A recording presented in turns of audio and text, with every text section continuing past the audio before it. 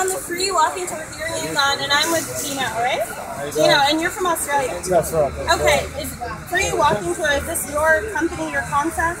That's right, yeah. So I came here and I saw that backpacking, you know, it's really tough. It's tough to find information about things. A lot of some things are out of date, and some things that I find interesting just weren't available in anything but books or on the internet. So I really, I started doing it. I thought other people might be interested, and I wanted to help other people know about it. Yeah, so what made you come to Yangon, Myanmar? What was your interest? I was working in Australia, and I wanted something different. So I wanted to get back to Asia. I used to live in China for a while, and I saw Myanmar was opening up. I thought it'd be a very interesting place to check out, and it's proven to be that. It is. How long have you been here? So I came here towards the end of last year. So I think I first arrived November last year, and I sort of left my job earlier in September with a plan to move over, and then Wow. What was your job previously?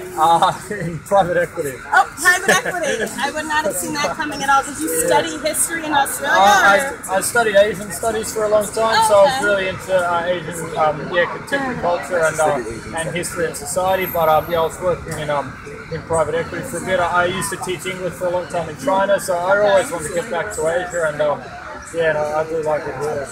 So are you teaching English during the day? That's right, yeah, I teach English in the days, yeah. How is it, what age group? So the kids I teach, some of them 7 years old, some of them about 10.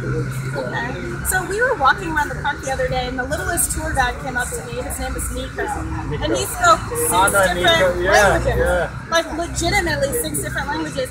How frequent is that? Do you find the kids around on the street who have basically invested the time in trying to be tour guides? Yeah.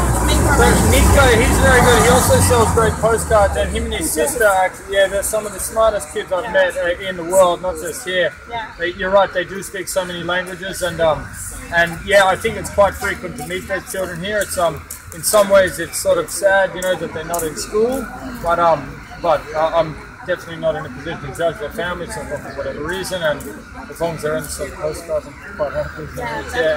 And they're friendly and stuff, they're nice. So you just took us around basically the downtown area. We got to see a lot of the architectural wonders here that Yangon has to offer. What are some of the other things that you would recommend that people see when they're here in Yangon? Okay, I definitely recommend getting up to the Pagoo Club. Pagoo Club is where the cocktail Strand got its namesake. Oh, okay. It used to be a cocktail that was drunk by Orwell and Kipling and those crowds. But the Pagoo Club is amazing. It's a beautiful old teak compound, and it's currently just inhabited by squatters, just people living there. But you can go and you can see where they used to play squash. You can see where they used to have their old balls, where they used to have billiards, where they had their smoking rooms. You can still see the lights over the billiard tables, and it's absolutely free to get in. It will definitely be renovated soon in a couple of years, so you should get there now and free. It's amazing. The other thing is the Drug Elimination Museum. It gives a history of the drug trade in Myanmar, and some of the things are quite interesting. They sort of opium trade?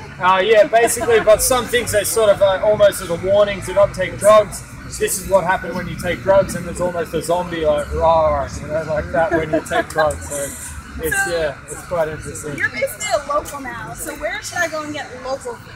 Local food? Alright, so local food, you want to go to either that Indian restaurant on 37th Street. Oh yeah, from the website that you mentioned. Yeah, that's right. It's on the website. Yeah, definitely on the website. Yeah, website is, what's the address again? It's freeyangonwalks.com. Okay, freeyangonwalks.com has other tips about eating as well. So the Indian restaurant. So that Indian restaurant, you get a great thali filled, and you'll eat for 3. You won't eat for 3 days. It's amazing.